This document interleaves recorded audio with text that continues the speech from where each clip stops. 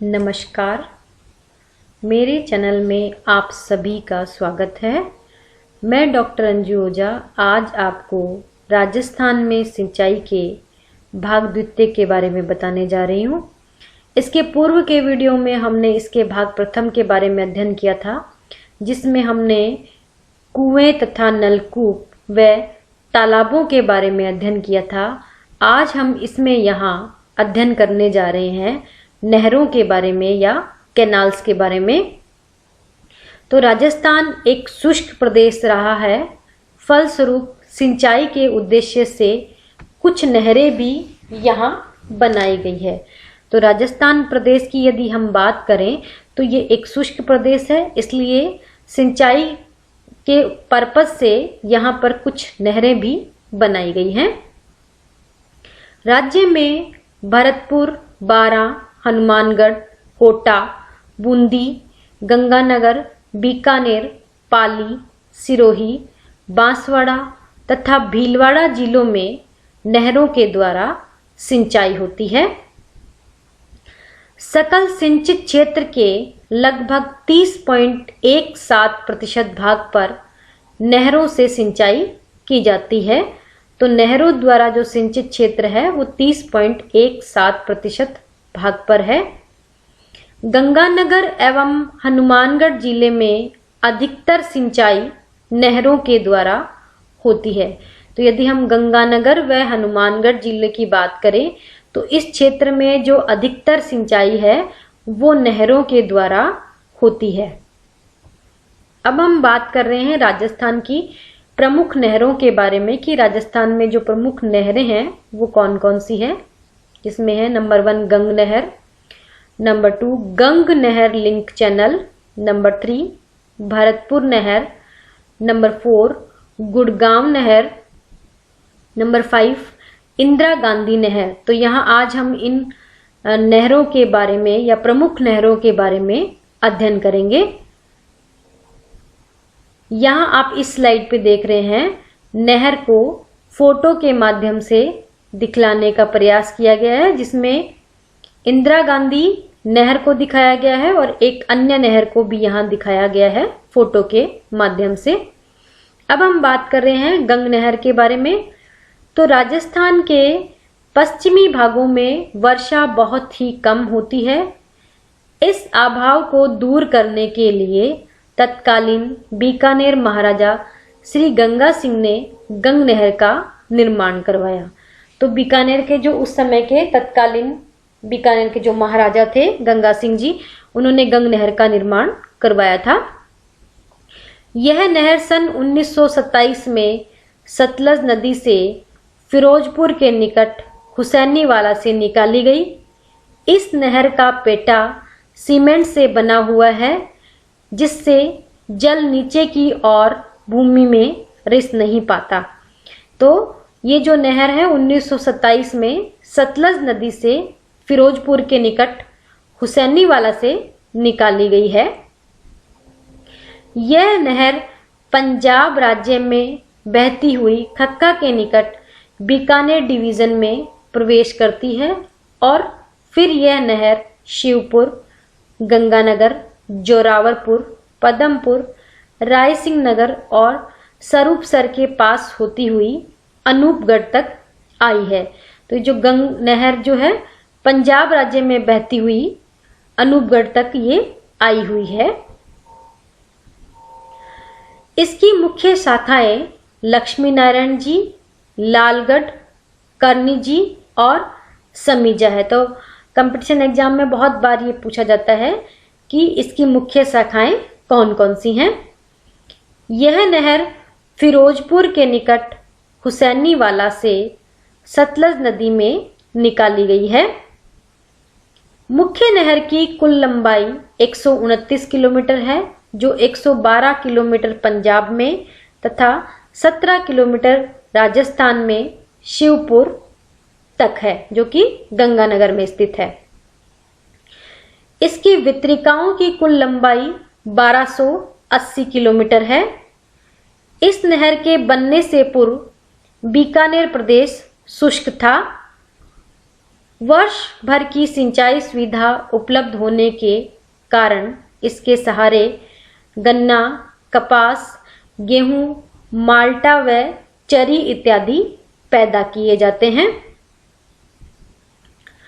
गंग नहर जिसे बने हुए लगभग 90 वर्ष हो चुके हैं, अब एकदम जर्जर हो चुकी है, या हम ये कह सकते हैं इसको 90 वर्ष से भी अधिक वर्ष हो गए हैं।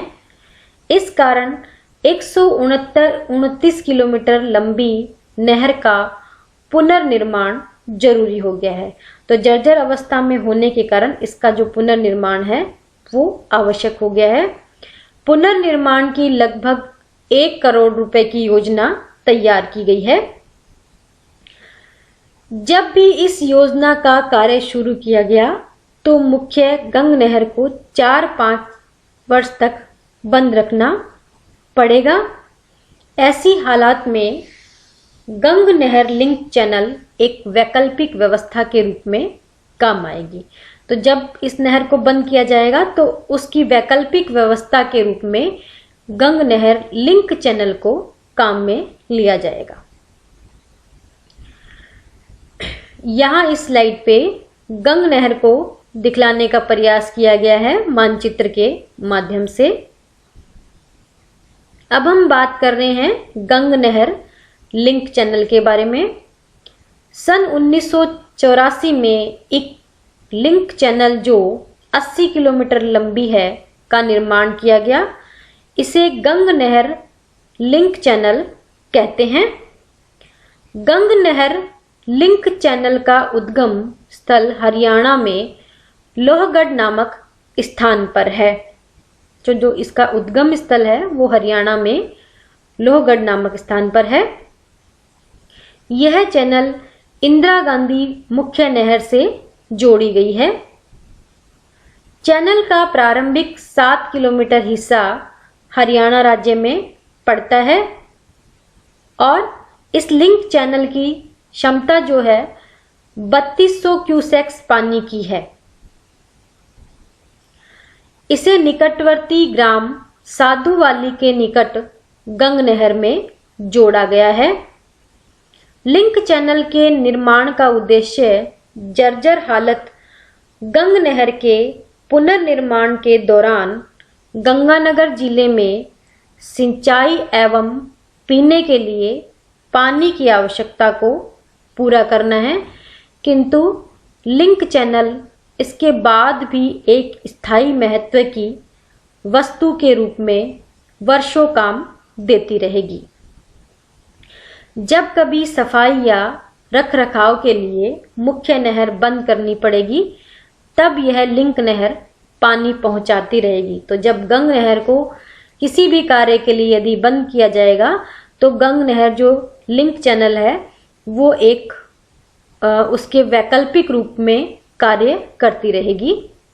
इंदिरा गांधी फीडर तथा गंग नहर के बीच लिंक नहर का निर्माण पूरा हो चुका है। और अब हम बात कर रहे हैं भरतपुर नहर के बारे में। इस नहर के निर्माण की दिशा में सन 1906 में तत्कालीन भरतपुर नरेश ने प्रयास किया था, लेकिन इस नहर का जो उद्घाटन है वो सन 1960 में तथा पूर्ण कार्य जो हुआ 1963-64 में हुआ। यह नहर पश्चिमी यमुना से निकलने वाली आगरा नहर के सहारे 111 किलोमीटर के पत्थर से निकाली गई है तथा यह कुल 28 किलोमीटर लंबी है, जिसमें से 16 किलोमीटर की लंबाई उत्तर प्रदेश में है। मुख्य नहर तथा इसकी उप शाखाओं की कुल मिलाकर 64 किलोमीटर की लंबाई उत्तर प्रदेश में है। यह नहर राजस्थान के पूर्वी क्षेत्र को सिंचती है तथा इस नहर से लगभग 11,000 हेक्टेयर भूमि पर सिंचाई होती है। अब हम बात कर रहे हैं गुड़गांवा नहर की। यह नहर हरियाणा व राजस्थान की सरकार के प्रयत्न का परिणाम है, यानी ये हरियाणा व राजस्थान दोनों सरकार का मिला जुला प्रयास है। इस नहर के निर्माण का लक्ष्य यमुना नदी के पानी का मानसून काल में उपयोग करना है। तो गुड़गांवा जो नहर है उसके निर्माण का जो लक्ष्य है वो है यमुना नदी के पानी का उपयोग करना। इस नहर की क्षमता 2100 क्यूसेक है, जिसमें से राजस्थान को 500 क्यूसेक पानी का हिस्सा है। यह नहर यमुना नदी से ओखला के निकट से निकाली गई है तथा राजस्थान में भरतपुर जिले की कामा तहसील में जुरेरा गांव के पास यह नहर राज्य में या राजस्थान में प्रवेश करती है। इस नहर का जो निर्माण कार्य है वो 1985 में पूरा हुआ तथा इस नहर की लंबाई राजस्थान राज्य में कुल 58 किलोमीटर है। इस नहर से लगभग 28.20 हजार हेक्टेयर क्षेत्र में सिंचाई होती है तथा अब इसका नाम यमुना लिंक नहर परियोजना कर दिया गया है। इसी के साथ ये भाग द्वितीय यहीं पर समाप्त होता है और इस स्लाइड पर पुस्तक संदर्भ दिया गया है कि यदि आप राजस्थान का भूगोल से संबंधित किसी भी टॉपिक का विस्तृत अध्ययन करना चाहें तो यहाँ इस स्लाइड पर पुस्तक संदर्भ दिया गया है। अंत में आप सभी का धन्यवाद।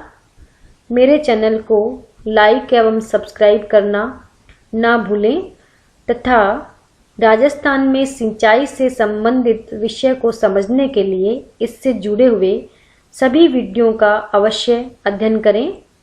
पुनः आप सभी का एक बार धन्यवाद।